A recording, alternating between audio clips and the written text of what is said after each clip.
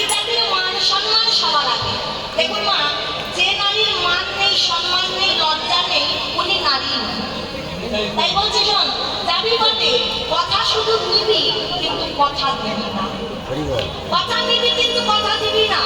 দেখুন, একজন পতিতালয়ের নারী যদি 10,000 টাকার একটা শাড়ি পরে রাস্তাতে হেঁটে যায়, তাকে দেখে কি কেউ সম্মান করবে?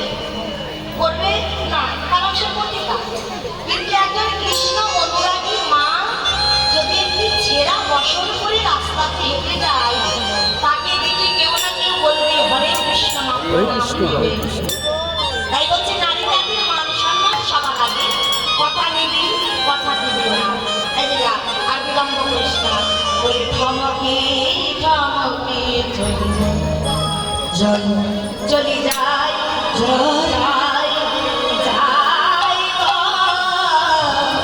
ধমকে ধমকে চলে যায়।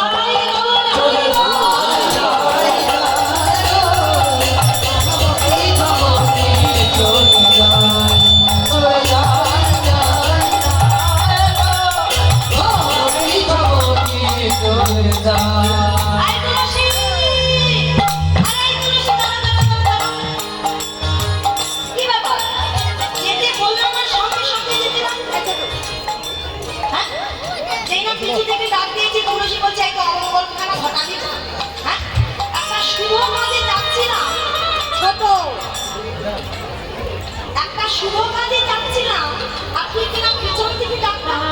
বাবা, এটা একটা কুসংস্কার আছে আমাদের। কোথাও যেতে লাগলে কেউ যদি পিছন থেকে ডাক দেয়, আমরা বলি অমঙ্গল হবে। তো অমঙ্গল খানে ঘটালি, আবার চাই যে অমঙ্গল কি করে ঘটালাম? শুনুন বাবা, অমঙ্গল ঘটে কিছু ডাক শুনুন, কিন্তু কোন কোন ডাকে অমঙ্গল হয় না। পিছন থেকে যদি যাবার সময় মা ডাকে বা বাবা ডাকে, পিতা মাতার ডাকে, গুরুর ডাকে, কোনো ভক্তের ডাকে বা কোনো বৈষ্ণবের ডাকে, তাতে কোনোদিনও অমঙ্গল হয় না, বরং আরো মঙ্গল ঘটে। তাই বলছে অমঙ্গলের জন্য ডাকিনি। তুই যাচ্ছিস কোথায়? যাচ্ছিস আমার প্রাণ গোবিন্দের কাছে। এই যে মা, শিখে রাখুন, 3টা জায়গায় কোনোদিনও খালি হাতে যেতে নাই। কোন 3টা জায়গা? আপনি যখন ভক্ত হয়ে ভগবানের মন্দিরে যাবেন, কোনোদিনও খালি হাতে যাবেন না।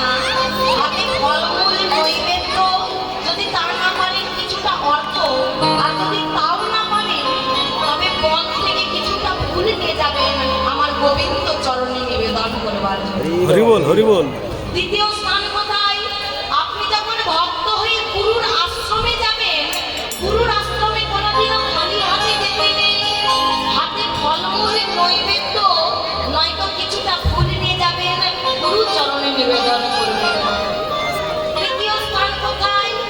যখন ভালোবাসার মানুষ হয়ে ভালোবাসার মানুষের সঙ্গে দেখা করতে যাবেন, কোনোদিনও খালি হাতে যেতে নেই। যারা দান করবেন পরে করবেন, ওখানে রাখো, রাখো। ভালোবাসার মানুষের কাছে গেলে খালি হাতে যেতে নেই, হাতে কিছু না কিছু উপহার নিয়ে যেতে হয়। তাহলে এই যে তুলসী, তুই যার কাছে যাচ্ছিস সে আমার ভগবান, সে আমার গুরু, আবার সে আমার ভালোবাসার মানুষ। কি করে খালি হাতে রাখায়? এই যে দেখ, এই যে দেখ, তিনি সুতোর কথা।